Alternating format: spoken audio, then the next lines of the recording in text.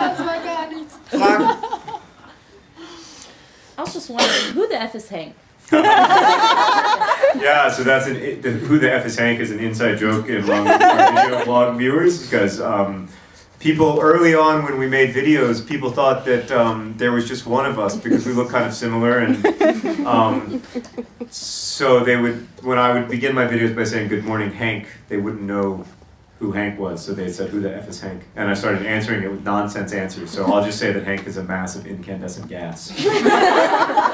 We'll tell him. Okay. I've got it on camera. Weitere Fragen? Ja? Frage auf Deutsch auch stellen? Ja, klar. Mein Englisch ist nicht so. Ich wollte fragen, ob es irgendwelches Feedback von krebskranken Kindern gab, weil ich würde gerne wissen, wie die zu dem Buch stehen und also, was das für eine Reaktion ausgelöst hat. Yeah, you could have just, I know how to answer that question, I think. What is the question? I thought she was asking if there were any reactions by actual children or kids who have cancer towards the book. Yeah, in fact, the night before I left to fly to Germany, I went to a benefit for a young woman who had cancer. You guys don't have this idea, so I'll explain it. In the US, because we don't have universal health care, when people can't pay for their health care, the community, hopefully at least, like comes together and like pays for their health care. So I was at a benefit for this young woman, and she's only like 12, but her dad and I were talking, and he liked The Fault in Our Stars a lot, and he introduced me to a 17-year-old girl who has leukemia, and we talked for a long time, like for like more than an hour about the book, and she was very nice about it, and very interested in like the research that I did, and felt like I got a lot of things right, and that meant a lot to me, and you know, of course. I'm sure I also got a lot of things wrong, but so far, at least readers have been very, very generous about it. Thank you. Bitte. So, da hinten? Favorite Neutral Milk Hotel song? What is my favorite Neutral Milk Hotel song, which is a band that I like, that was not together for very long. April 1945, the song about Anna Frank and Frank. Do you know this band? Yes, I just remembered the band, so I just had to write it down. Yeah, so good. I'll play them on the radio. Oh, good, yeah. Yeah, that's the fun thing about knowing a DJ. I had another question about Hazel, because when I read the book, I was wondering, because she's watching America's Next Top Model. When you read the book, you wouldn't think her to be the girl to watch America's Next Top Model. So that was, for me, that it seemed kind of out of character in the beginning. But I mean, why did you make her watch America's Next Top Model, not Discovery Channel or something? Warum schaut Hazel ausgerechnet America's Next Top Model? Die schlaue Hazel hat da ihren schwachen Moment. I just found out that Heidi Klum hosts your guys' Next Top Model. Yeah. That's so much better. I'm very jealous. Tyra is terrible. Very mean. The America's Next Top Model is very mean. Heidi's Don't underestimate Heidi. She can be really mean. She's really mean. Maybe she's mean in German, but when she hosts the American show Project Runway, she's usually pretty nice. Yep. But yeah, maybe speaking in German like brings out her anger or something. This only shows how mean she is. Yeah. Yeah. So I wanted her to. I mean, I picked America's Next Top Model for a few reasons. Like first, I like it when people, both characters in my book and people in real life, don't differentiate so much between high culture and low culture. Like they don't say like, oh, this is a high culture thing, so I will like it, or this is a high culture thing, so I won't like it. They like good culture rather than liking something because it's, you know, like just because it's high culture or low culture. Second reason is that you know, Hazel is someone who lives with disability and lives with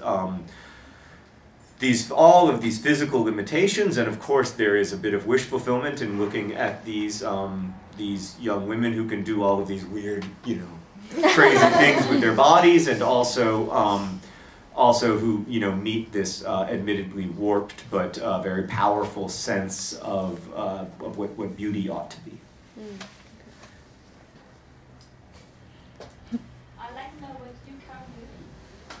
What am I currently reading? I'm currently reading 2 books. I usually am. One is the newest book by John Le Carré. Did I say his name right? I think so. Yeah. Thank God I'm in Germany. Did I say his name right, English people? Okay, yeah. Yeah, which is like one of those like slow boiling thrillers.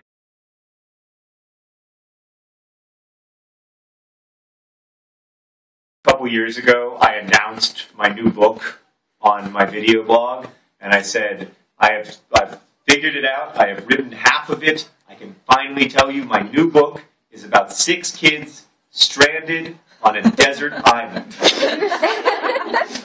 And it was, but it wasn't, because that book was very bad.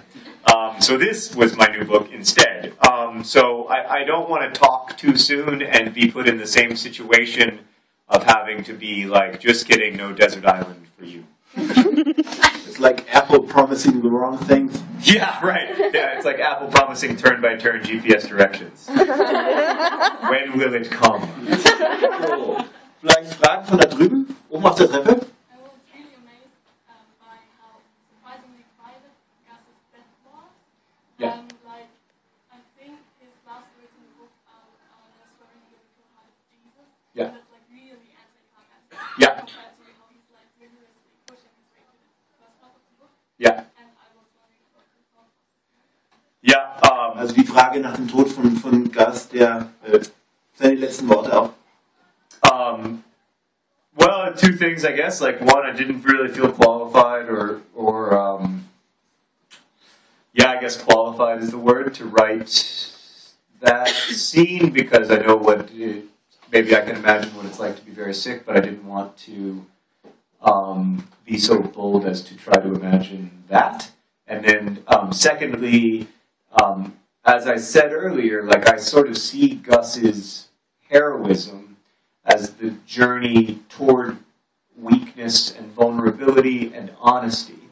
You know, so he goes from being this very performative guy to being this guy who's just very honest and does a lot more listening than talking.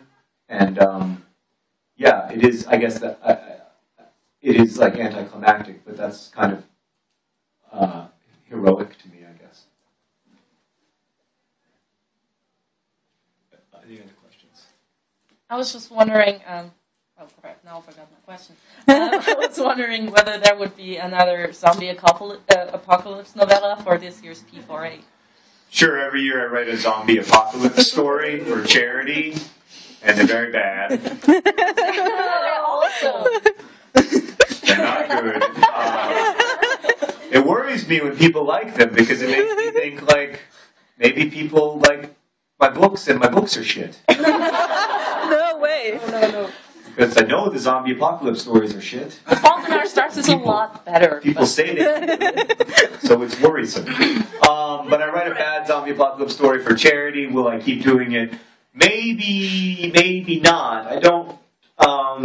I might do something else for charity this year. Write something else, because I'm a bit bored with zombies. Vampires? I hate vampires. Do you want to hear my rant on vampires? Yeah. Yeah, okay. Do you know this book, Twilight? Of course I know it. Yeah, so here's what bothers me is when I think it's wrong for, this is my opinion, but I think it's wrong for adults to have romantic relationships with teenagers.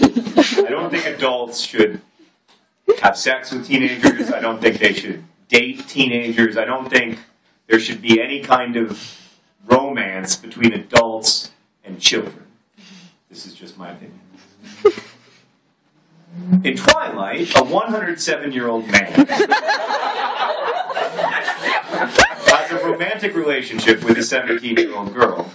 And the 107-year-old man looks and acts like a 17-year-old boy, but he isn't a 17-year-old boy. He's 107 years old.